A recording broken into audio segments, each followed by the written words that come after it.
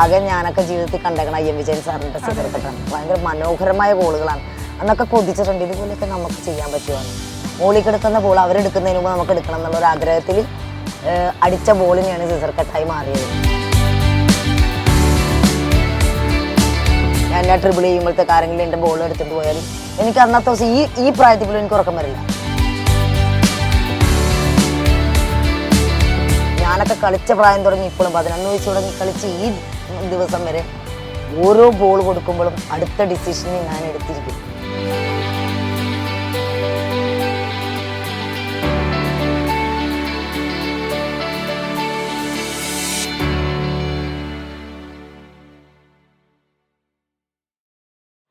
ടീച്ചറെ നമസ്കാരം. നമസ്കാരം.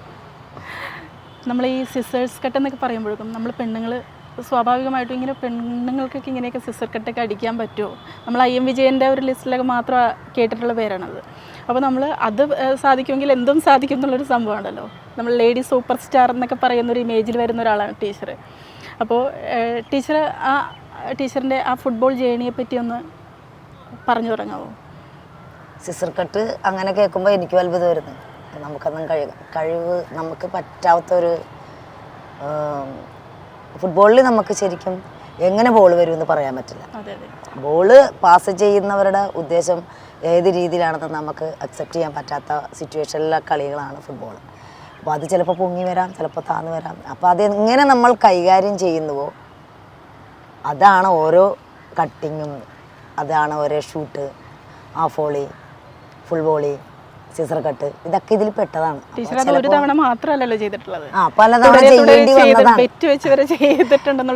ചെയ്യേണ്ടി വന്നതാണ് മുത്തേ. കാരണം എന്താ വെച്ചാൽ ബോൾ പൊങ്ങി വരുമ്പോൾ അവരെടുക്കുന്നതിന് മുമ്പ് നമുക്കത് എങ്ങനെ എടുക്കാൻ പറ്റും എന്നുള്ള ആലോചിച്ചപ്പോൾ ആകെ ഞാനൊക്കെ ജീവിതത്തിൽ കണ്ടേക്കണം IM വിജയൻ സാറിൻ്റെ സിസർ കട്ടാണ്. ഭയങ്കര മനോഹരമായ ഗോളുകളാണ്. അന്നൊക്കെ കൊതിച്ചിട്ടുണ്ട് ഇതുപോലെയൊക്കെ നമുക്ക് ചെയ്യാൻ പറ്റുമെന്ന്. പക്ഷെ ഓരോ ദിവസവും അടിക്കും തോറും പെർഫെക്ഷൻ കൂടി വരികയാണ് ചെയ്തത്. ഒട്ടും പേടിയില്ലാതെ ബോൾ പൊങ്ങിയാൽ അപ്പം അടിക്കും. അതൊരു പേടിയില്ലായ്മ വന്നത് സത്യം പറഞ്ഞാൽ എന്താ പറയുക, സിസർ കട്ടാണെന്ന് ഓർത്ത് അടിച്ചു തുടങ്ങിയതൊന്നുമല്ല. ബോൾ വരും, മുകളിൽ വന്നു കഴിഞ്ഞാൽ അതെങ്ങനെ എടുക്കാൻ പറ്റും. നമ്മൾ സ്വാഭാവികമായിട്ട് സിനിമയിലൊക്കെ ആണെങ്കിൽ പോലും നമ്മൾ അവിടെ ഒരു ആർട്ടിസ്റ്റിനെയൊക്കെ വെച്ചിട്ട് ആണല്ലോ ചെയ്യുന്നത്. നമ്മളിപ്പോ പറയപ്പെടുന്ന ലേഡി സൂപ്പർ സ്റ്റാറുകൾ ചെയ്താൽ പോലും അവിടെ നമുക്ക് ആരെങ്കിലും ബദലായിട്ട് വെച്ചിട്ടേ ചെയ്യുള്ളൂ. അപ്പൊ നമുക്കത് സാധിച്ച ഒരു ഞങ്ങളുടെ ജീവിതമാണല്ലോ ഫുട്ബോൾ. അപ്പൊ എന്റെയൊക്കെ ജീവിതം ഫുട്ബോളിലായതുകൊണ്ട് മുകളിലോട്ട് പോകുമ്പോ തിരിച്ച് താഴത്ത് എങ്ങനെ വരും എന്നൊന്നും പ്രതീക്ഷയില്ല. ചിലപ്പോ നടുകൂടിയാ, ചിലപ്പോ റിസ്ക് ആയിട്ടുള്ള ഒരു ഫാക്ടറും കൂടെ ഉണ്ട് അതിൽ. റിസ്ക് ആണ്. കാരണം നമ്മൾ മുകളിലോട്ട് പോകുമ്പോൾ എങ്ങനെ തിരിച്ചു വരും നമുക്ക് ഒരു പ്രതീക്ഷയില്ല. പക്ഷെ എങ്ങനെ പോയാലും മുകളിൽ കിടക്കുന്ന ബോൾ അവരെടുക്കുന്നതിന് മുമ്പ് നമുക്ക് എടുക്കണം എന്നുള്ള ഒരു ആഗ്രഹത്തിൽ അടിച്ച ബോളിനെയാണ് സിസർ കട്ടായി മാറിയത്. സത്യം പറഞ്ഞാൽ നമ്മളതൊക്കെ എന്താ പറയുക, ഇപ്പം കൊതിയാവണേണ് കാണുമ്പോൾ. പിള്ളേരൊക്കെ അങ്ങനെ അടിക്കണ കാണാൻ ഒരു കൊതിയാണ്. നമ്മളൊക്കെ ലുധിയാന നാഷണൽ ഗെയിംസിലൊക്കെ കുറേ തവണകൾ അത് മാത്രം ചെയ്യേണ്ടി വന്നു. കാരണം പഞ്ചാബിയായിട്ടൊക്കെ ഭയങ്കര ഹൈറ്റുള്ള കുട്ടികളാണ്. അപ്പോൾ അവരെടുക്കുന്നതിന് മുമ്പ് നമുക്കെടുക്കാൻ ഒരു ഐഡിയപരമായിട്ട് ചെയ്യാൻ പറ്റുന്നത് ഈ സിസർ കട്ടൊക്കെ. ഈ ഹൈറ്റിന്റെ കാര്യം ഞാൻ പറയുന്നത്, നമ്മൾ സ്വാഭാവികമായിട്ട് ഈ ഫുട്ബോളിന്റെ ഒരു സംഭവത്തിൽ നമ്മൾ ചിന്തിക്കുമ്പോൾ ഹൈറ്റ് എന്നുള്ളതൊരു പ്രധാനപ്പെട്ട കാര്യം. രണ്ട് കോമ്പിനേഷനാണ്. ഒന്ന് പെണ്ണാണ്, രണ്ടാമത്തത് ഹൈറ്റ്. ഇത് രണ്ടും കൂടെ ചേർത്തിട്ടും ടീച്ചർ എങ്ങനെ സജീവമായിട്ട് ഈ ഒരു രംഗത്ത് ഇന്നും നല്ലോണം കളിക്കണവര്. അതെ, മർഡോണയൊക്കെ ഭയങ്കര പൊക്കം കുറഞ്ഞ ആൾക്കാരാണ്. പക്ഷെ അവരൊക്കെ ലോകത്തിന്റെ എന്താ പറയാ, നമ്മളൊന്നും ഒന്നുമല്ല. ഒരു കളിക്കാരൻ എന്നും പഠിച്ചു തീർന്നിട്ടില്ല. ഫുട്ബോൾ ശരിക്കും കംപ്ലീറ്റ് ഫുട്ബോളർ ആയിട്ടില്ല. പറ്റില്ല, നമുക്ക് ആർക്കും പറ്റില്ല. പഠിക്കാൻ ഒരുപാട് കാര്യങ്ങളുണ്ട്. അതൊക്കെ പഠിച്ചു തീരുന്നതിന് മുമ്പ് ഗ്രൗണ്ട് വിടേണ്ടി വരുന്ന ഒരു അവസ്ഥ ഒന്ന് ആലോചിച്ച് നോക്കിയേ. ഒന്നും പഠിച്ചിട്ടില്ല. ടീച്ചറിന്റെ ഇന്റർവ്യൂസ് ഒക്കെ നമ്മൾ കാണുമ്പോൾ അതിൽ ടീച്ചർ എടുത്തെടുത്ത് പറയുന്ന ഒരു കാര്യമുണ്ട്. എന്നെ ഭയങ്കര ഇഷ്ടമാണ്. എൻ്റെ കളി വളരെ പിള്ളേർക്ക് വാശി തോന്നാൻ പറയണതാണ്. കാരണം വെച്ചാൽ എനിക്ക് എൻ്റെ കളി ഭയങ്കര ഇഷ്ടമാണ്. ഞാൻ അതിൽ ആ ഒരു പവർ ഉണ്ടല്ലോ. ആ പവറിൽ തന്നെ എന്ന് വെച്ചാൽ നമ്മളുടെ ഒരു സെൽഫ് കോൺഫിഡൻസ് എന്നുള്ളൊരു സംഭവം ഇന്നത്തെ കുട്ടികൾക്ക് പലയിടത്തും നമ്മൾ പാരൻസ് പ്രൊജക്റ്റ് അവരെ മുന്നോട്ട് കൊണ്ടുപോകുക എന്നൊക്കെയുള്ളൊരു സംഭവമുണ്ട്. അപ്പോൾ ടീച്ചർ വളർന്ന് വന്ന സാഹചര്യം എല്ലാം ആണെങ്കിൽ പോലും ടീച്ചറെ ആരും പ്രൊജക്റ്റ് ചെയ്ത് മുന്നോട്ട് കൊണ്ടുവരാനായിട്ട് ഉണ്ടായിട്ടില്ല. അപ്പോൾ അത് സ്വയം എന്നെ പൊക്കി കൊണ്ടുവരാൻ ഞാനേ ഉള്ളൂ എന്നുള്ളൊരു ബോധ്യം ഉണ്ടല്ലോ. അതിൽ നിന്ന് വന്നതാണ് ടീച്ചറിന്റെ ആ ഒരു പറഞ്ഞ കാര്യം സത്യമാണ്. കാരണം നമ്മൾ എത്ര നല്ലോണം കളിച്ചാലും നമ്മൾ കളിച്ചെന്ന് പറയാറില്ല അവർ മിക്കവരും. നമ്മൾ അംഗീകരിക്കുന്നത് ഭയങ്കര ബുദ്ധിമുട്ടാണ്. പ്രത്യേകിച്ച് മലയാളികൾക്ക് മറ്റുള്ളവരെ അംഗീകരിക്കാൻ ഭയങ്കര പാടാണ്. ഞാൻ ഒരു നല്ല കാര്യം ചെയ്താൽ കൊള്ളാട്ടം, നിങ്ങൾ നല്ല ചെയ്തു എന്ന് പറയാൻ ഭയങ്കര ബുദ്ധിമുട്ടാണ്. അവനവൻ നല്ലത് ചെയ്തു എന്ന് പറയാനാണ് എല്ലാവർക്കും ഇഷ്ടം. അപ്പോൾ നമ്മൾ സ്വയം നമ്മളെ പ്രൊമോട്ട് ചെയ്യേണ്ട ഒരു ആവശ്യം എനിക്കായിട്ട് തോന്നി. കാരണം എനിക്ക് എൻ്റെ കളി ഇപ്പോഴും ഇഷ്ടമാണ്. ഞാൻ ചില ദിവസങ്ങൾ ബാഡായിട്ട് കളിച്ചാൽ എൻ്റെ കളി ഞാൻ എന്നെ ട്രിബിൾ ചെയ്യുമ്പോഴത്തേക്ക് ആരെങ്കിലും എൻ്റെ ബോൾ എടുത്തുകൊണ്ട് പോയാൽ എനിക്ക് അന്നത്തെ ദിവസം ഈ പ്രായത്തിൽ പോലും എനിക്ക് ഉറക്കം വരില്ല. കാരണം എനിക്ക് ഭയങ്കര വിഷമമാണ്. കാരണം അയ്യോ അവൻ എൻ്റെ ആ ബോൾ അത് എടുത്തല്ലോ, എനിക്ക് വേണമെങ്കിൽ ഇപ്പുറത്തോട്ട് ഇട്ടാൽ പണ്ടത്തെ കുട്ടിത്തത്തിൽ തന്നെ അതാ സംഭവം. എനിക്ക് ഇഷ്ടമല്ല. എനിക്ക് അങ്ങനെ കളിക്കുമ്പോൾ ഞാൻ ഭയങ്കര എന്താ പറയുക, ഭയങ്കര വാശിയാണ് എനിക്ക്. ഗോൾ അടിക്കണം എപ്പോഴും ഓടിക്കൊണ്ടിരിക്കും. ടീച്ചർ കോച്ചിങ് കൊടുക്കുമ്പോഴൊക്കെ ഞാൻ പല പ്രാവശ്യം എനിക്ക് കാണാൻ ഭാഗ്യം കിട്ടിയിട്ട്. അപ്പോൾ ആ ഒരു ഫയർ ടീച്ചർക്ക് ഇപ്പോഴും ഉണ്ട്. ഓടിക്കൊണ്ട് നിൽക്കുള്ളൂ. ഞാൻ ഒരിക്കലും വെറുതെ നിന്ന് ബോൾ മേടിച്ചിട്ടില്ല. ഞാൻ ആ ബോളിന് വേണ്ടി അവരുടെ അടുത്ത് ഗ്യാപ്പ് ക്രിയേറ്റ് ചെയ്ത് ഞാൻ ചെല്ലുമ്പോൾ ഞാനുണ്ട് എന്ന് ഞാൻ പറയും. അപ്പോൾ അവർക്ക് തന്നാൽ മാത്രം മതി. ബാക്കിയുള്ള കാര്യമൊക്കെ ഞാൻ ചെയ്യും. അറിയാതെ ഞാൻ ഇപ്പോഴും ചെയ്യും. എനിക്ക് ഒരു പേടിയില്ലാത്ത ഒരു മടിയില്ലാത്തൊരു കാര്യമാണ് അതിൽ. അതെന്താ പിള്ളേർക്ക് ഇല്ലാത്തതെന്ന് പലതവണ തോന്നും. അവരൊരു പാസ് കൊടുത്തു കഴിഞ്ഞാൽ പിന്നെ അവരുടെ പരിപാടി തീർന്ന് അവരവിടെ നിൽക്കും. പക്ഷെ ഞാനൊക്കെ കളിച്ച പ്രായം തുടങ്ങി ഇപ്പോഴും 11 വയസ്സ് തുടങ്ങി കളിച്ച് ഈ ദിവസം വരെ ഓരോ ബോൾ കൊടുക്കുമ്പോഴും അടുത്ത ഡിസിഷന് ഞാൻ എടുത്തിരിക്കും. ഞാൻ ബോൾ വന്നിട്ട് തീരുമാനിക്കുന്ന ഒരാളല്ല. ബോൾ വരുന്നതിന് മുമ്പേ ബോൾ അവിടെ കളിക്കുമ്പോൾ തന്നെ ഞാൻ ഡിസിഷൻ എടുത്തിട്ടുണ്ടാവും. ആ ബോൾ വന്നാൽ ഞാൻ എന്ത് ചെയ്യണം. ചിലപ്പോൾ എൻ്റെ ഒരുപാട് പുറകിൽ ഒരു പ്ലെയർ നിൽപ്പുണ്ടാവും, അത് ഞാൻ കണ്ടിട്ടുണ്ടാവും. എപ്പോഴും ഞാനിങ്ങനെ തിരിഞ്ഞ് നോക്കിക്കൊണ്ടേ ഞാൻ ബോൾ എടുക്കുകയുള്ളൂ. ബോൾ എടുക്കുക, ശരിക്കും സ്ക്രീൻ ചെയ്യുക, വിഷൻ, അത് പിള്ളേർക്ക് വരേണ്ട ഒരു കളി. അതിപ്പോൾ ടീച്ചർ ഇപ്പോൾ ഈ സംഭവം പറഞ്ഞതിൻ്റെ കൂടെ ആഡ് ചെയ്യാൻ വേണ്ടിയിട്ട് ഞാൻ പറയാം, കുട്ടികൾക്ക് എന്ത് ഈ അടുത്ത് ഞാൻ സുനിൽ ഛേത്രിയുടെ ഒരു ഇൻ്റർവ്യൂ കണ്ടപ്പോൾ അദ്ദേഹം പറഞ്ഞ കാര്യം എന്ന് വെച്ച് കഴിഞ്ഞാൽ ഈ അദ്ദേഹം അനുഭവിച്ച ആ ഒരു സമയത്ത് ദാരിദ്ര്യം എന്നുള്ളൊരു സംഭവം ഉണ്ടല്ലോ, ഇല്ലായ്മ എന്നുള്ളൊരു സംഭവം. അപ്പോൾ അവർ പറയുന്നത് എന്താണെന്ന് വെച്ച് കഴിഞ്ഞിട്ടുണ്ടെങ്കിൽ നമ്മളുടെ ഉള്ളിൽ ആ ഒരു ഫയർ, അത് അനുഭവിച്ച ദാരിദ്ര്യത്തിൻ്റെയോ കടന്നു വന്ന ജീവിത സാഹചര്യം, ആ ഒരു ഫയർ ഉണ്ടെങ്കിൽ മാത്രമേ ഒരു നല്ലൊരു കളിക്കാരനാവാനായിട്ടും ആ ഗ്രൗണ്ടിൽ അത് കാണുക. എക്സാക്ട്ലി, അദ്ദേഹം പറഞ്ഞത് വളരെ കറക്റ്റാണ്. ഓരോ ഉന്നതങ്ങളിലെത്തിയ ഓരോ മഹാന്മാരെ നോക്കുകയാണെങ്കിൽ ഇതുപോലെ ദാരിദ്ര്യത്തിൽ നിന്ന് വന്നവരാണ്. പക്ഷെ അവരത് ചുമന്നുകൊണ്ട് നടക്കും തോറും അവർ ഭയങ്കര തിളങ്ങിക്കൊണ്ടിരിക്കും. അത് അവർ തേച്ച് മിനിക്ക് ഈ വജ്രം പോലെ തേച്ച് മിനിക്കപ്പെട്ടുകൊണ്ടിരിക്കുന്നു. പക്ഷേ ഇന്നത്തെ സാഹചര്യത്തിൽ കുട്ടികൾക്ക് ഇപ്പോൾ ഈ പറയുന്ന പോലെ എല്ലാ സാങ്കേതിക വിദ്യകളും സാഹചര്യങ്ങളും ഉണ്ടായാൽ പോലും അവർ ശരിക്കും പറഞ്ഞൊരു ദാരിദ്ര്യത്തിലാണ് കിടക്കുന്നതെന്ന് പറയേണ്ടി വരും. കാരണം അവർക്ക് സാഹചര്യങ്ങൾ ഉണ്ടായിട്ട് പോലും ഈ ഗ്രൗണ്ടുകളിലേക്ക് കുട്ടികളെ കാണുന്നില്ല. മൊബൈൽ അഡിക്ഷൻ, ലഹരി, അങ്ങനെയുള്ള പലതരത്തിൽ. ഇപ്പോൾ നമ്മൾ വന്ന വഴിയാണെങ്കിൽ തന്നെ ടീച്ചർ സംസാരിച്ച ഒരു സംഭാഷണം ഞാൻ കേട്ടതാണ്. അതായത് അവൻ ഫുട്ബോൾ എടുത്ത് അവൻ കളിച്ചോട്ടെ, ആ ബോൾ അവൻ എടുത്തോട്ടെ, കാരണം ഇല്ലെങ്കിൽ അവൻ നാളെ വേറെ എല്ലാ ലഹരികളുടെയും പുറകെ പോകുമല്ലോ. അപ്പോൾ ടീച്ചർക്ക് ആ ഒരു ദൗത്യം കൂടെ ഉണ്ട്. അതെൻ്റെ അക്കാഡമിയിൽ നിന്ന് ഒരു ബോൾ കാണാനില്ല, അപ്പോൾ ആ ബോൾ വേറെ പിള്ളേരിട്ട് കളിക്കുന്നുണ്ടെന്ന് പറഞ്ഞു. അപ്പം അവരത് എടുത്തോട്ടെ, ബോളല്ലേ, അവർ കളിക്കുമ്പോൾ അത്രയും സമയം അവർ ഗ്രൗണ്ടിൽ കാണുമല്ലോ. അതല്ലെങ്കിൽ ആ ബോൾ അവരില്ലെങ്കിൽ അത്രയും പ്ലേയേഴ്സ് അല്ലെങ്കിൽ അത്രയും കുട്ടികൾ ഒരുമിച്ച് വേറൊരു സ്ഥലത്ത് മാറിയിരിക്കുമ്പോൾ നോക്കാൻ എന്താ ഉള്ളത്. അല്ല, ആ ഒരു സാഹചര്യങ്ങൾ കൂടെ ഉണ്ടായി കഴിഞ്ഞിട്ടുണ്ടെങ്കിൽ അതിനെങ്ങനെ മറികടക്കണം എന്നുള്ളതിൻ്റെ ഒരു ടെക്നിക്ക് ടീച്ചറിൻ്റെ കയ്യിലുണ്ട്. അപ്പൊ ഗ്രൗണ്ടിൽ മാത്രമല്ല ടീച്ചർ കുട്ടികളെ ട്രെയിൻ ചെയ്യിപ്പിക്കുന്നത്, അവരുടെ ജീവിതത്തിലുടനീളം. പണ്ടൊക്കെ നമ്മൾ ഈ ഓരോ കാര്യങ്ങളും നമ്മൾ എടുത്തു പറയത്തക്ക രീതിയിൽ നമുക്ക് ഒരുപാട് കാര്യങ്ങളുണ്ട്. ഇപ്പൊ ഈ കുട്ടികൾക്ക് സ്വപ്നം വിചാരിക്കാത്ത കാര്യങ്ങളാണ് ഞാനൊക്കെ അനുഭവിച്ചിട്ടുള്ളത്. സ്വപ്നത്തിൽ പോലും അവരൊന്നും സ്വപ്നത്തിൽ വിചാരിച്ചിട്ടുണ്ടാവില്ല. ഒരു പഴയ പശുവിന് കൊടുത്താൽ പോലും കുടിക്കാത്ത പഴയ കഞ്ഞി മറ്റുള്ളവരുടെ വീട്ടിൻ്റെ വാതിൽക്ക് ചെന്ന് മേടിച്ച് ആ പാത്രത്തിൽ മേടിച്ച് ഒറ്റ വലിക്ക് അത് കുടിച്ചിട്ട് സ്കൂളിൽ പോയി, സ്കൂളിൽ നിന്ന് തിരിച്ചു വരുമ്പോൾ അമ്മേനെ കാണാനായിട്ടുള്ള ഒരു ആഗ്രഹത്തോടെ നോക്കുമ്പോൾ അതുപോലും ഇല്ലാത്തൊരു സാഹചര്യം ഒന്ന് ആലോചിച്ച് നോക്കി. വീട്ടിൽ അച്ഛനില്ല, അമ്മയില്ല, ആകെയുള്ള സഹോദരങ്ങൾ. അപ്പോൾ ആ ഒരു ഇതിൽ നിന്നൊക്കെ തരണം ചെയ്ത് നമ്മുടെ ജീവിതത്തിൻ്റെ ഫുട്ബോളിൻ്റെ ഈറ്റില്ലത്ത് വന്നിട്ടുണ്ടെങ്കിൽ എൻ്റെയൊക്കെ ശരിക്കും പറഞ്ഞാൽ ഓടി നടന്ന് ഫുട്ബോൾ പഠിപ്പിച്ച എൻ്റെ ഫലത്തിൽ തന്നെയാണ് ഇത്രയും പെൺകുട്ടികളൊക്കെ ഫുട്ബോളിലോട്ട് വന്നത്. എന്നെ കണ്ടു വന്നേക്കണം ഒരുപാട് ആൾക്കാരുണ്ട്. ഇപ്പോൾ ഒരുപാട് ഗേൾസ് ഇപ്പോൾ നമ്മളെ കണ്ടു വന്നേക്കണം, ഇഷ്ടം പോലെ ഗേൾസ് ഉണ്ട്.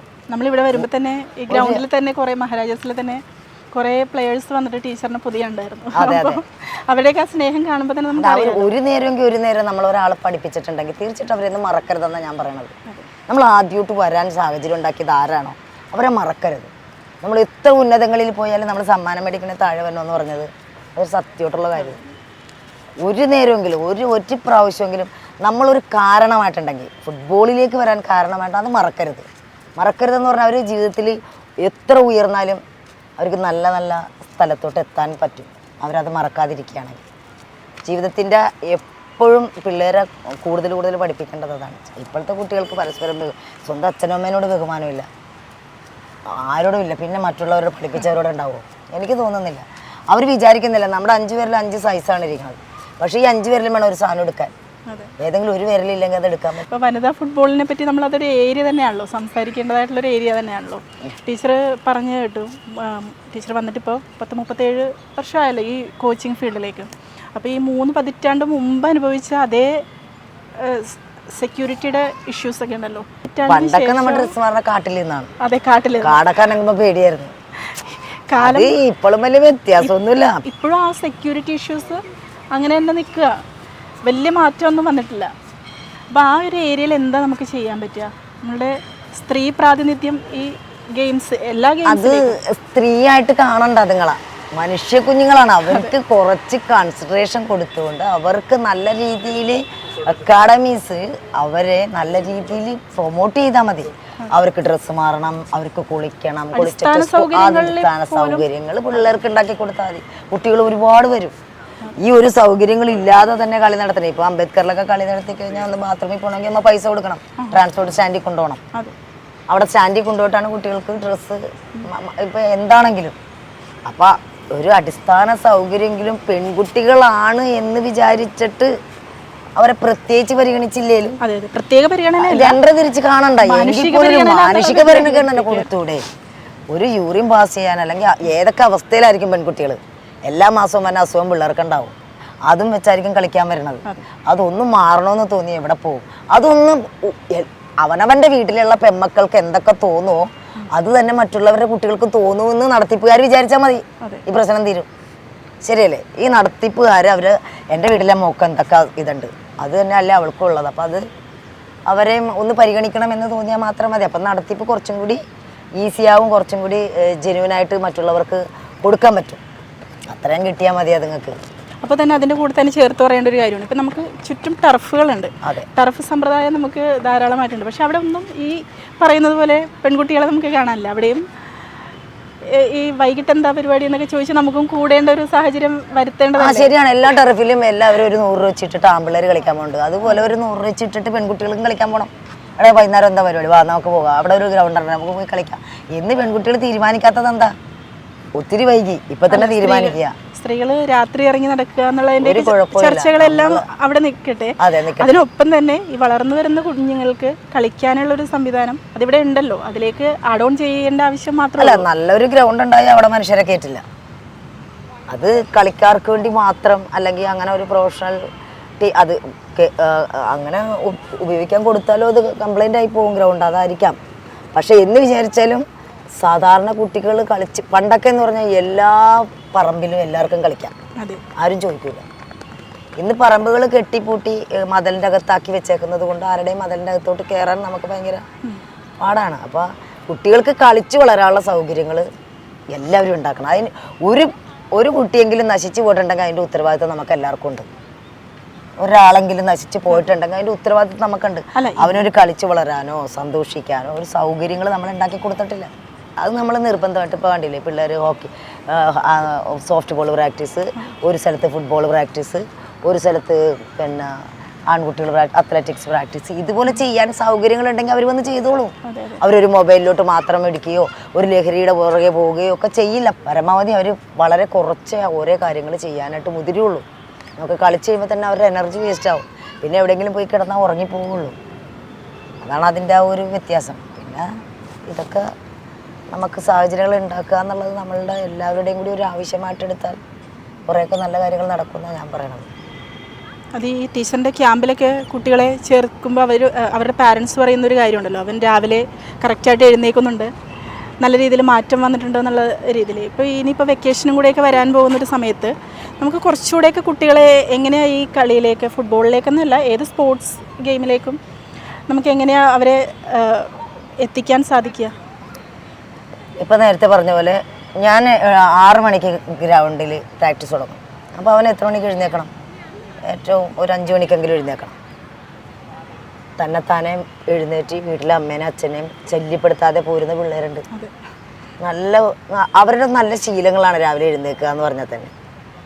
അത്രയും നേരം ഫിസിക്കലി ഫിറ്റ്നസ് കിട്ടുക എന്ന് പറഞ്ഞാൽ വലിയ കാര്യമാണ്. നമ്മളിത് കണ്ടിന്യൂസ് ആയിട്ട് ഇങ്ങനെ എല്ലാ ദിവസവും അതിനു വേണ്ടി വരണേ. അപ്പോൾ കുട്ടികൾ ഓർക്കും, നമുക്ക് വേണ്ടി മാഡം വന്ന് അവിടെ നിൽക്കണല്ലേ, നമുക്ക് പോയേക്കാം. ടീച്ചർ അവർക്ക് അവിടെ എത്താനുള്ള ഒരു ഊർജ്ജം കൂടെയാണല്ലോ. അതെ, തീർച്ചയായിട്ടും പ്രത്യേക ഒരു ഊർജ്ജം കൂടെയാണ്. പിന്നെ ആ കളിയിൽ അവർ കാണിക്കുന്ന സ്കില്ല് കൊള്ളണം, അടിപൊളിയായിരുന്നു നീ ഇന്ന് ചെയ്തത് എന്ന് പറയുമ്പോൾ അവൻ ശരിക്കും പറഞ്ഞാൽ ഒരു 10 ദിവസം ബിരിയാണി കഴിച്ച പോലെയാണ്. ഭയങ്കര സന്തോഷമായിരിക്കും. നമ്മളെപ്പോഴും അവർ ചെയ്തത് തെറ്റാണെങ്കിൽ പോലും ഒരു പോസിറ്റീവായിട്ടൊന്ന് പറഞ്ഞാൽ പ്രോത്സാഹനം തുടരെ ഉണ്ടാവാറുണ്ട്. അതെ, അവരിപ്പോൾ ഒരു കൂടുതൽ ട്രിബിൾ ചെയ്യണ കുട്ടികളൊക്കെ നമ്മുടെ ഗ്രൗണ്ടിലുണ്ട്. ഞാൻ അവൻ ട്രിബിൾ ചെയ്യുമ്പോൾ ശരിക്കും പറഞ്ഞാൽ അനവസരത്തിൽ പോലും ട്രിബിൾ ചെയ്യുന്നുണ്ട്. അത് ശരിക്കും ഒരു സെലക്ടേഴ്സ് കണ്ടാൽ സെലക്ഷൻ കൊടുക്കൂല എങ്കിൽ പോലും ഞാൻ പറയുന്നത് എനിക്ക് ഇഷ്ടത്തിന് ഞാൻ ചെയ്തോ, പക്ഷെ അത് ടീമിന് വേണ്ടി എപ്പോഴെങ്കിലുമൊക്കെ ഉപകരിക്കുന്ന രീതിയിലായിരിക്കണം കൊച്ചിൻ്റെ ട്രിബിളിങ് എന്ന് പറയുമ്പോൾ കുറേശ്ശെ അവൻ മാറ്റും. ചെയ്യരുത്, നീ ഇത് ചെയ്യരുതെന്ന് നിർബന്ധപൂർവ്വം പറഞ്ഞാൽ അവൻ്റെ കളി അതോടുകൂടി പോകും. അവരെ അനുവദിക്കുക, അവർ ചെയ്യണത് എന്താണോ അത് അനുവദിക്കുക, എന്നിട്ട് പതുക്കെ കുറച്ചുകൊണ്ട് വരിക. ഇത് തന്നെ എല്ലാ കാര്യത്തിലും വർക്ക് ചെയ്യണത്. ഒരു മോശം രീതിയിൽ പോകുമ്പോൾ നമ്മൾ പരമാവധി അവരെ സ്നേഹത്തോടെ പിടിച്ച് നിർത്തി മാറ്റിയൊക്കെ എടുത്തു കഴിഞ്ഞാൽ മാറാവുന്നതുള്ളൂ. വെറുതെ കളിക്കളങ്ങളിലേക്ക് ഇറങ്ങി കളിക്കുക എന്നുള്ളതിനപ്പുറത്തേക്ക് അവരെ ഒന്ന് നമുക്ക് തേച്ച് മിനുക്കി എടുക്കുക എന്നുള്ളൊരു അവിടെയാണല്ലോ പ്രൊഫഷണൽ ഫുട്ബോളിൻ്റെ ഒരു പ്രാധാന്യം വരുന്നത്. പ്രൊഫഷണൽ ഫുട്ബോൾ എന്ന് പറഞ്ഞാലേ ശരിക്കും നമ്മൾ അതിലോട്ട് എത്തണമെങ്കിൽ ആദ്യം ഒരു അസസ്മെൻറ്റ് ചെയ്യുക. ഏത് കുട്ടികളോടും അവരുടെ അസസ്മെൻറ്റ് എടുത്തതിന് ശേഷം അവർക്ക് എന്തൊക്കെ കഴിക്കാം, അവർ എത്ര തൂക്കം വരാം, എത്ര വെയിറ്റ് ആവാം, ഇത്ര ഹൈറ്റിൽ എത്ര വെയിറ്റ് വേണം, അങ്ങനെ ഒരു അസസ്മെൻ്റ് ഒക്കെ എടുത്തതിന് ശേഷം അവർക്ക് വേണ്ട രീതിയിൽ ഭക്ഷണം കൊടുത്ത് വേണ്ട രീതിയിൽ ഗൈഡൻസ് കൊടുത്താൽ എല്ലാം റെഡി ആവുന്ന കാര്യങ്ങളേ ഉള്ളൂ. ആ ഒരു രീതിയിൽ പോകുമ്പോൾ തന്നെ അവരുടെ പ്രൊഫഷണലിസം ഓട്ടോമാറ്റിക്കലി അവരുടെ മനസ്സിൽ തോന്നും, ഞാനൊരു പ്ലെയർ ആകണം, എനിക്ക് പ്ലെയർ ആകും അല്ലെങ്കിൽ ആകണം എന്നവർ ഒന്ന് നിവർന്ന് നിന്ന് നോക്കാൻ തുടങ്ങും. നിവർന്ന് നിന്ന് വീക്ഷിക്കുമ്പോൾ നമ്മൾ നോക്കാതെ നമ്മൾ ഇതിലോട്ടിങ്ങനെ നോക്കുമ്പോൾ നമുക്ക് മനസ്സിലാവും നമുക്ക് എന്തൊക്കെ കുറവുണ്ടെന്ന്. അത് അവർ പതുക്കെ മെയിൻറ്റെയിൻ ചെയ്യാൻ തുടങ്ങും. ഇതാണ് ഈ ഒരു രീതിയിലേക്ക് നമുക്ക് അക്കാഡമി ലെവലിൽ തന്നെ അവരെ പഠിപ്പിച്ച് ക്ലിയറായിട്ട് ഗൈഡൻസ് കൊടുത്താൽ നമ്മുടെ നാട്ടിൽ ഒരുപാട് മെസ്സിമാരുണ്ടാവും എന്നുള്ള കാര്യം ഉറപ്പാണ്. ഒത്തിരി മെസ്സിമാരും റൊണാൾഡോമാരും IM വിജയൻ, ഞാൻ കണ്ടതിൽ ഏറ്റവും നല്ല പ്ലെയറാണ് എനിക്ക് തോന്നിയേക്കണം IM വിജയൻ സാറിനെ. ഇന്ത്യയിലായിപ്പോയി എന്നുള്ള ഒരു തെറ്റുമാത്ര അദ്ദേഹത്തിനുള്ളൂ. ഞാൻ പറയണത് സാറൊക്കെ പുറത്തായിരുന്നെങ്കിൽ അതെ നിങ്ങളെല്ലാവരും അതെല്ലോ നിങ്ങൾ വന്ന സാഹചര്യം വേറെ ആയിരുന്നെങ്കിൽ എന്നുള്ളതൊരു തീർച്ചയായിട്ടും പോലൊരു കളി ഞാൻ കണ്ടിട്ട്. അപ്പം മുമ്പ് ഞാൻ എവിടെയോ വായിച്ചിട്ടുണ്ട്, ഇന്ത്യയിൽ സ്റ്റാമിന ചെക്ക് ചെയ്തപ്പോൾ സ്റ്റാമിന ഒരു നല്ല പ്ലെയറിനെ ഏറ്റവും കൂടുതൽ സ്റ്റാമിന ഉള്ള കളിക്കാൻ 90 മിനിറ്റ് കണ്ടിന്യൂസ് ആയിട്ട് കളിക്കാൻ പറ്റിയ ആളെ നോക്കിയപ്പോൾ സാറിനെ മാത്രമേ അന്ന് ആ ഒരു ഇതിൽ വിജയിച്ചുള്ളൂ. IM വിജയൻ സാറിന് മാത്രം അത്ര എനർജി ഉള്ളതെന്നാണ് പറയണത്. അതൊക്കെ കേൾക്കുമ്പോണ്ടല്ലോ മേലൊക്കെ ഇങ്ങനെ പൂത്തേറും. കാരണം അത്ര കഴിവാണ് സാറിന്. ഞാൻ പറയണേ അതുപോലത്തെ ഒരുപാട് IM വിജയന്മാർ ഇഷ്ടം പോലെ ഉണ്ടാവും നമ്മുടെ നാട്ടിൽ. പക്ഷെ അവരെ കാണുന്നില്ല ആരും. ഈ റൊണാൾഡോ കണ്ണടച്ചടക്കണേണെന്ന് അറിയില്ല, കാണുന്നില്ല. റൊണാൾഡോ മെസ്സി എന്നൊക്കെ പറയുന്നവരും നിങ്ങൾ വളർന്നു വന്ന അതേ സാഹചര്യത്തിന് അതിനോട് ഉപമിക്കാവുന്ന അതേ സാഹചര്യത്തിൽ നിന്ന് വന്ന ആളുകളാണ്. പക്ഷെ അവരിന്ന് എത്തിയിരിക്കുന്ന ഒരു വളരെ വലുതാണ്. അപ്പോൾ ഞാൻ പറയുന്നത് അതിനർഹരായിട്ടുള്ള നിങ്ങൾ കേരളത്തിലായതുകൊണ്ട് മാത്രം ഇങ്ങനെയെന്നുള്ളൊരു തീർച്ചയായിട്ടും കഴിവുകളെ അംഗീകരിക്കുന്ന ആൾക്കാരാണ് പുറത്തുള്ള. എന്താ ഇവിടുത്തെ നമ്മൾ മാറ്റേണ്ട അവരുടെ കഴിവുകളെ നമ്മുടെ കഴിവിനെ അംഗീകരിച്ചാൽ മതി. നമുക്ക് എന്ത് കഴിവുണ്ട്, എത്ര വർഷമായിട്ട് അവരിതിൽ നിൽക്കുന്നുണ്ട്, അവരിപ്പോഴും എന്ത് ചെയ്യുന്നുണ്ട്, ആ കഴിവിനെ അംഗീകരിച്ചാൽ മതി. ആ പ്രശ്നങ്ങൾ പരിഹരിക്കപ്പെടും. ഇത് ഒരു കഴിവ് പിന്നെ അത് വേറൊരു രീതിയിൽ ഇപ്പോൾ ഒരു റൈറ്റ് സ്കില്ല് അല്ലെങ്കിൽ ഒരു അത്യാവശ്യം നോളജ് ഉള്ള ഒരാൾ ഒരു ടെസ്റ്റ് എഴുതി പാസ്സായി കഴിഞ്ഞാൽ എത്താവുന്നതേ ഉള്ളൂ മറ്റുള്ളവർക്കും കാണിച്ചു കൊടുക്കുന്നത്. അല്ലാതെ അവർക്ക് സ്കില്ല് ഡെവലപ്മെൻറ്റ്, അവർക്ക് ഫുട്ബോളിൽ എന്തോ പ്രാധാന്യമുണ്ട്, ഫുട്ബോളിൽ അവർക്ക് എന്തെല്ലാം ചെയ്യാൻ പറ്റിയിട്ടുണ്ട്, അവരെന്തൊക്കെ ചെയ്തിട്ടുണ്ട് എന്നും കൂടി ഒരു അനലൈസ് നടത്തുകയാണെങ്കിൽ നല്ല സ്ഥലത്ത് നല്ല ആൾക്കാരെത്തും എന്നാണ് ഞാൻ പറയണത്. നിങ്ങളുടെയൊക്കെ ലൈഫൊക്കെ ഈ സിനിമയാക്കുമ്പോൾ ചിലപ്പോൾ ആ റോള് ചെയ്യുന്ന ആൾ ചിലപ്പോൾ ഒരു സൂപ്പർ സ്റ്റാർഡം ആ ഒരു പദവിയിലേക്കൊക്കെ എത്തും. പക്ഷേ ഈ പറഞ്ഞ നമ്മൾ നേരത്തെ ചർച്ച ചെയ്ത പോലെ തന്നെ ഈ സിസർ കട്ട് അതെല്ലാം ചിലപ്പോൾ അവർക്ക് വേറെ ആരെങ്കിലും വെച്ച് ചെയ്യിപ്പിക്കേണ്ട ഒരു ആവശ്യം വരും. പക്ഷെ ടീച്ചറൊക്കെ അത് ലൈഫിൽ സ്വന്തമായിട്ട് ചെയ്തൊരു കാര്യമാണല്ലോ. എന്നിട്ടപ്പോൾ നിങ്ങൾ അർഹിക്കുന്നതായിട്ടുള്ള ആ ഒരു പദവി നിങ്ങൾക്ക് കിട്ടുന്നുണ്ടോ? ടീച്ചർ തന്നെ നേരത്തെ പറഞ്ഞൊരു കാര്യം ഞാൻ ഓർക്കുകയാണ്. അതായത് നമ്മളെക്കാൾ കഴിവ് കുറഞ്ഞവർക്ക് പോലും വേദികളുണ്ട്. പക്ഷെ നമുക്കൊന്നും ആ വേണ്ട വേദികൾ കിട്ടിയിട്ടില്ല. ടീച്ചർ ആഗ്രഹിച്ചതുപോലെ കയ്യടികൾ നിറഞ്ഞൊരു ഗാലറി ഒന്നും ടീച്ചർക്ക് അത്രമേൽ കിട്ടിയിട്ടില്ല. ചിലപ്പോൾ എന്നെക്കാൾ കഴിവ് കൂടിയവരായിരിക്കാം.